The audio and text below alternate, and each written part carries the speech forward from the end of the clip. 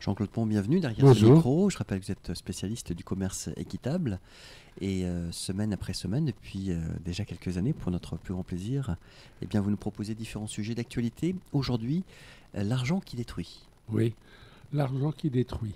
Alors, c'est une enquête de ActionAid, une ONG qui fait un gros travail. Hein. J'ai souvent utilisé les données qu'ils communiquent. Donc, ils ont fait une enquête, c'est après la COP21, en 2015 à Paris. Ils ont essayé de voir si le financement des banques se tournait plus vers les industries Vertueuse. qui avaient de bonnes intentions, qui voulaient réduire justement le réchauffement climatique, etc., pour rentrer dans les préconisations de la COP21, ou si au contraire, ils continuaient à financer les industries qui polluent, qui provoquent un peu le réchauffement de la planète, qui émettent des gaz à effet de serre. Donc ils ont mené une enquête qui a duré pendant 6 ans. Dans plus de 130 pays du sud de la planète. Pardon. Et donc, ils ont mené ça sur 10 secteurs autour de l'alimentation, le soja, l'huile de palme, l'alimentation animale, les semences, etc. Et donc, ils ont étudié les banques à la fois aux États-Unis, en Asie, en Europe, voir comment elles finançaient, où allait leur financement. Alors, à travers, il y a 2 types de financement pour les banques, c'est à partir des prêts, les banques, les industries qui empruntent, ou alors quand elles ont des projets, quelquefois aussi, elles émettent des actions. Et c'est la banque qui se porte caution, qui achète les actions en attendant qu'elles soient revendues, etc.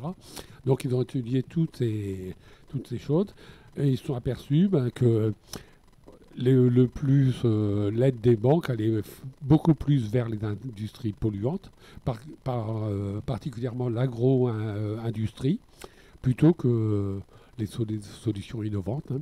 Donc ils ont évalué qu'il y avait à peu près 54 milliards de dollars par an qui allaient vers les industries de l'agro-business, alors qu'il n'y a que 24 milliards qui vont vers l'aide, par exemple, aux pays qui sont touchés par ces réchauffements climatiques, etc. Donc un déséquilibre qu'on observe. Ouais, un gros déséquilibre. Et alors, donc, je dis, ils ont étudié les banques partout dans le monde, mais en Europe, pardon, plus spécifiquement. Et là, on s'aperçoit que la France, en Europe, est le leader dans les financements, justement, de ce type d'industrie.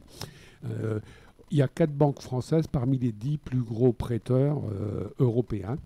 Alors, spécialement, il y a BNP Paribas, il y a le Crédit Agricole et la Société Générale. Et il y a un focus qui se fait spécialement sur BNP Paribas parce que c'est un gros financeur de l'agro-business. Et particulièrement au Brésil, par exemple. Et aussi, oui, ces banques, elles aident beaucoup un cartel qu'on appelle ABCD, c'est qui regroupe les 4 plus grosses agro-business. Alors, ils ne sont pas très connus. C'est vrai que dans le pétrole, tout ça, on connaît Total, Shell, les gros pollueurs. Dans l'agro-business, c'est beaucoup plus discret. Alors, ABCD, parce que A, c'est ADM, comme Artisans du Monde, mais c'est pas nous, hein, c'est une autre structure. Le C, c'est Cargill, qui est un peu plus connu peut-être. Et le D, c'est Louis Dreyfus aussi. Et donc, ces 4 banques, par exemple, elles représentent à elles seules 90% du commerce des céréales dans le monde. Elles sont dans beaucoup de filières de l'alimentation. Et donc, Cargill, par exemple, est financé fortement par BNP Paribas. Et c'est surtout des actions au Brésil, par exemple, enfin dans l'Amérique du Sud surtout. Et donc c'est la déforestation pour le soja, pour l'élevage de bétail aussi. Donc ça veut dire, oui, je viens de le dire, déforestation, accaparement des terres aussi, émissions à gaz à effet de serre, effet de serre, pardon, à cause des engrais ou de la production de bétail qui pollue, qui provoque beaucoup de méthane. Alors, Après, ce qu'on reproche aussi à BNP Paribas, par exemple, c'est qu'elle a pris des engagements. Il y a la loi en France, devoir de vigilance, qui oblige les banques à avoir une traçabilité, à avoir des projets d'amélioration de leurs actions. Alors, dans ces analyses, la BNP reconnaît elle-même que l'agrobusiness, ça porte atteinte à la planète, mais par contre, elle met en avant peu de solutions pour améliorer les choses. La BNP aussi, elle a signé un accord il y a un accord des banques un peu dans le monde, la Net Zero Bank Alliance, qui elle a pour objectif de ne plus financer les industries qui provoquent des gaz à effet de serre d'ici 2050. Donc, elle se présente comme vertueuse, mais en réalité, elle continue à financer des pollueurs, etc. C'est le gros reproche qu'on lui fait. Alors, c'est le cas avec Cargill, qui lui-même, Cargill, dit qu'il va il va améliorer, qu'il n'y aura plus de production de gaz à effet de serre d'ici 2030. Mais bon, il ne fait pas beaucoup d'actions. Dans son plan, il dit qu'il va lutter, mais il met de côté le Brésil, l'Uruguay, etc. Tous ces pays, justement, où il est fortement implanté. Donc c'est un peu gros, quoi, de dire non, on va plus polluer, mais sauf dans les pays où on travaille. Et donc aussi, BNP Paribas est la cible de procès. Hein. Il y a des procès qui sont intentés. Alors là, c'est surtout au Cameroun, parce qu'au Cameroun, il y a l'huile de palme. Et BNP est actionnaire de Socafin. C'est donc une structure qui travaille sur l'huile de palme au Cameroun. Et puis alors, c'est difficile. Il y a un procès qui est intenté, mais déjà, ils ont perdu quand même, parce que ils ont refusé de divulguer les documents qui étaient demandés par les plaignants. Donc là, ils ont perdu sur ce terrain-là, mais le procès, le fait que on ne procède pas tous les documents, c'est difficile de faire le jugement, donc ça va encore durer quelques années. Et comme ce sont des holdings où il y a une maison mère avec tout un tas de filiales, c'est difficile de savoir. C'est un montage, en fait.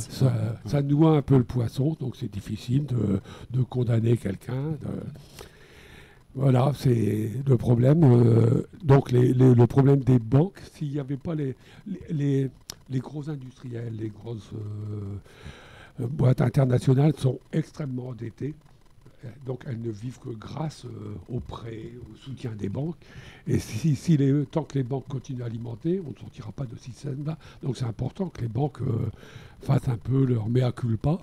Donc c'est ce que préconise Actionnet, par exemple, hein, que les banques se tournent vers plutôt l'agrobiologie plutôt que l'agrobusiness. Aussi l'État, que les devoirs de surveillance soient vraiment appliqués, qu'il y ait des condamnations s'il n'y a pas le respect des engagements.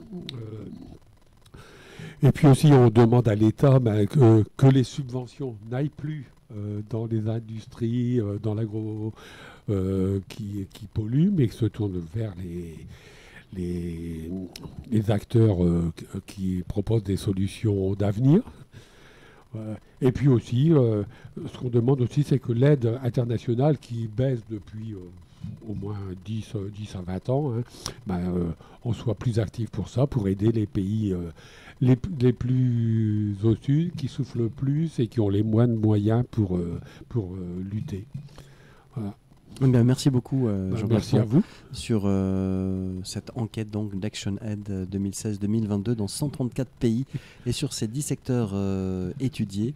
On vous souhaite une belle semaine et on vous dit à mardi prochain si vous le voulez bien. Merci. Merci. Au revoir.